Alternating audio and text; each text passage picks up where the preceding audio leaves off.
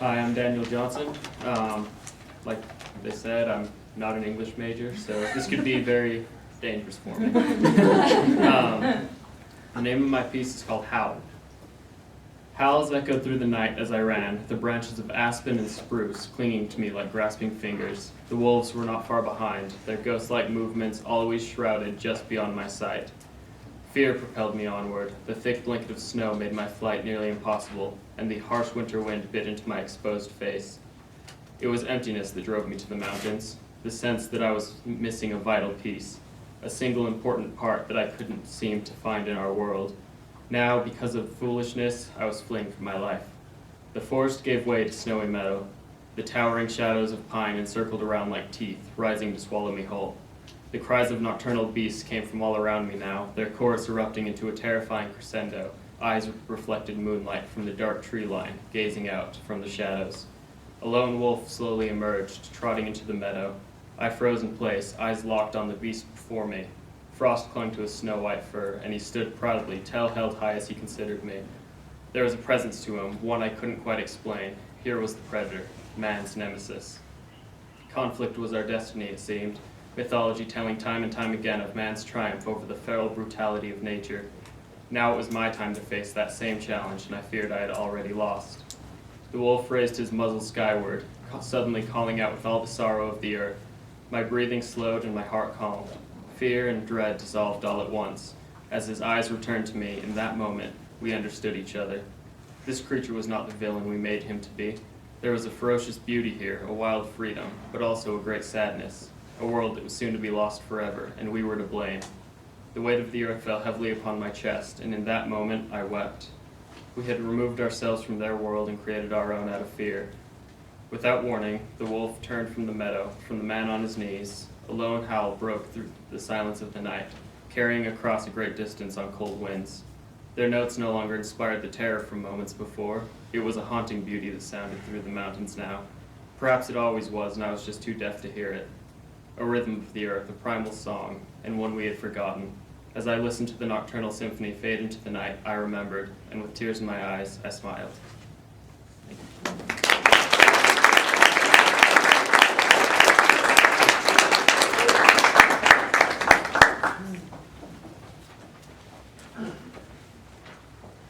Hey guys. Hi, Jordan. So this, like Alyssa, this is also my fourth time performing with the bullpen, and also my last. So that's kind of sad, but I've had such a great time with you guys, and I wouldn't change it. So I wrote a nonfiction contemplative essay, and hope you like it. Storage space. Look inside someone's storage space, perhaps a closet, a basement, a locket dangling near a collarbone, and you will find the gears making him or her tick. A crumpled cardboard box, sheltering a collection of autographed record albums, a high school Letterman jacket and state trophies concealed by gray and black suits, photos of crooked-toothed teenage friends tossed in a papier-mâché shoebox, tucked under a bed with pink sheets.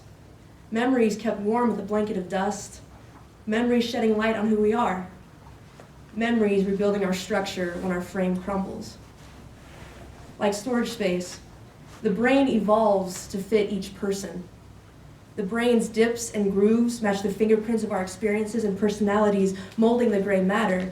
The hippocampus of the brain is responsible for retaining memories too valuable to showcase on our lips' shelves, while tossing ones worth a nickel at a yard sale.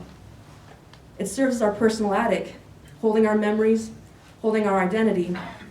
People with depression display irregularities in the brain size. Our hippocampi are smaller.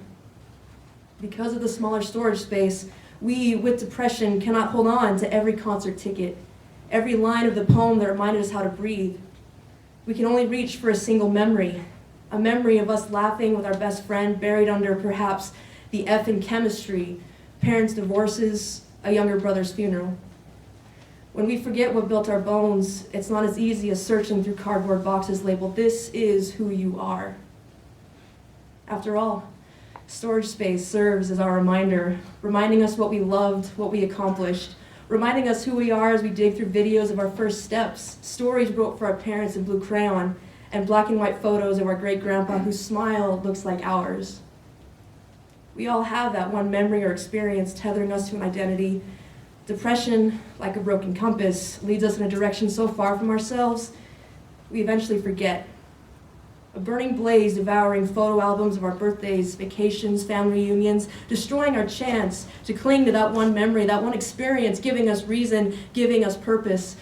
We can't find that memory hidden in the cold corner, donning a coat of mold, or it may lay as a pile of black ash, soon to blow away with other memories our depression-riddled brains couldn't support. Whenever we, with depression, climb our cerebral stairs, searching for memories, we discover that our attic is never the same. Our storage space, so small, must throw away old memories to make new ones with each new experience.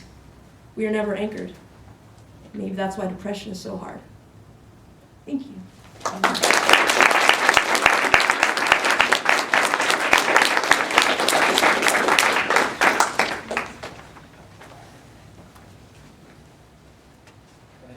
Hello.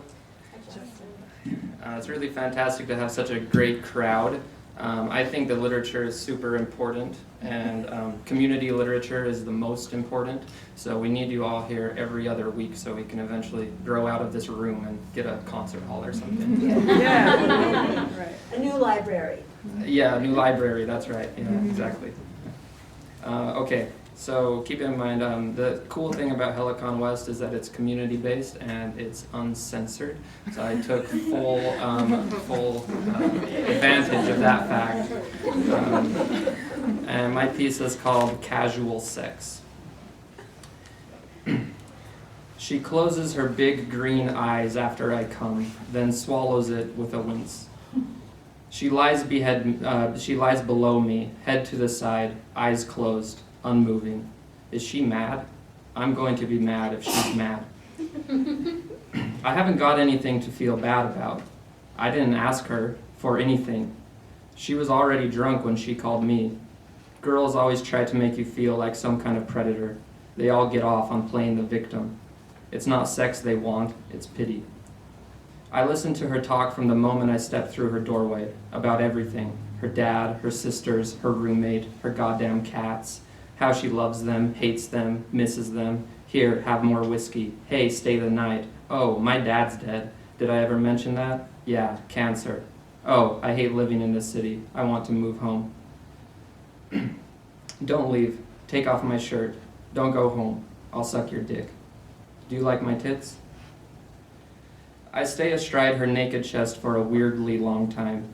The computer's blue glow is dead cold across her closed eyes. Her breasts recline against my thighs. I cut them again. She's still silent. I cut through it.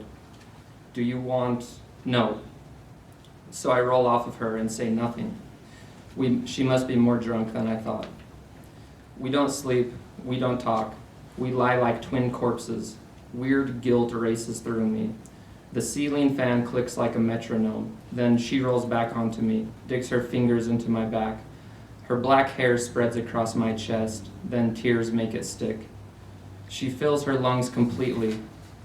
When the air is released, it comes out in staccato slices, warm against my neck. Then we're both limp. I track the arrhythmia between the ceiling fan and her heart. Are you asleep? She asks at last. No, I say. Are you okay? You're acting strange. I'm okay. She pauses. I'm sorry. I'm not usually a crier, I promise. Don't be sorry.